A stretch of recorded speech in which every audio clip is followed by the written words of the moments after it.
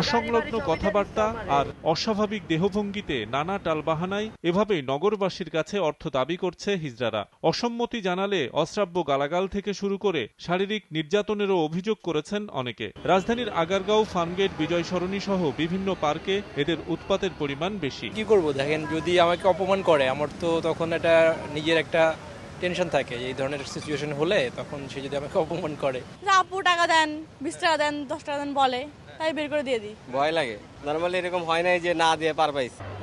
বিভিন্ন উৎসবেও নানা বাহানায় অর্থ আদায় করে তারা। পয়সা চাওয়ার ধরনকে চাঁদাবাজির সাথে তুলনা করেছেন কেউ কেউ। যতটুকুনি দেওয়া হয় অতটুকুর মধ্যে দেখা যায় তৃপ্ত থাকে না, যাচ্ছে আরো দেখা 50 টাকা দিলে 100 টাকা যাচ্ছে। হেল্পের উদ্দেশ্যে যতটা না ততটা, তার চেয়ে বেশি ভয় যে কোনো ঝামেলায় আবার করে কিনা। তবে কাজের সুযোগ পেলে ভিক্ষাবৃত্তি বা এ ধরনের চাঁদাবাজি থেকে বিরত থাকতেন বলে জানান হিজড়ারা। আমাদের পুনর্বাসনের ব্যবস্থা করা হোক বা যার যেরকম কোয়ালিফিকেশন আছে তাকে সেভাবে মানে গভর্নমেন্ট তার উদ্যোগে নিয়ে নেয়। মনে করেন যে আজকে ভাই আপুদের ডিস্টার্ব করতেছি বা তাদের কাছে হাত পাততেছি, আসলে ঠিক না।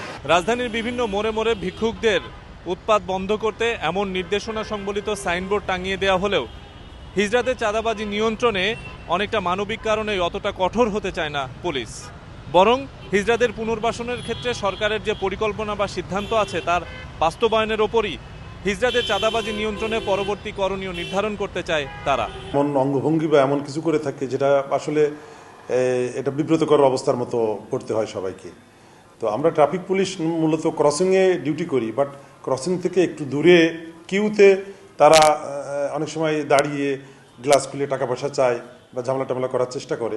গভর্নমেন্ট অবশ্যই এটা ব্যবস্থা নিচ্ছেন বা আরও ব্যাপকভাবে নেবেন যাতে এটার একটা শান্তিপূর্ণ সমাধান হয়। এই জনগোষ্ঠীর পুনর্বাসনে সরকারি বেসরকারি প্রতিষ্ঠানের এগিয়ে আসা উচিত বলে মনে করেন বিশেষজ্ঞরা। যেহেতু তাদের কোনো আইডেন্টিটির একটা বড় ক্রাইসিস, এখন সমাজ যেহেতু সামনের দিকে এগোচ্ছে এবং আমরা যেহেতু অর্থনৈতিকভাবে অনেক স্বাবলম্বী রিলেটিভলি, তো সেই জায়গায় আমি মনে করি যে চ্যারিটেবল অর্গানাইজেশন আছে, ভলান্টারি অর্গানাইজেশন আছে, তাদের এগিয়ে আসা উচিত। হিজড়াদের সহায়তায় শিক্ষাবৃত্তি, মাসিক ভাতা ও কর্মসংস্থান সহায়ক প্রশিক্ষণের ব্যবস্থা করা হয়েছে বলে দাবি সমাজসেবা অধিদপ্তরের। কাউন্সেলিং করতে হবে, বোঝাতে হবে, প্রশিক্ষণ দিতে হবে। আমাদের অনেক জায়গায় সারা দেশব্যাপী প্রশিক্ষণ চলছে, আপনি সেখানে গেলে ভালো লাগবে। দে আর গুড পিপল, কিন্তু এর মধ্যে আবার কিছু দুষ্ট প্রকৃতির কেউ থাকতে পারে।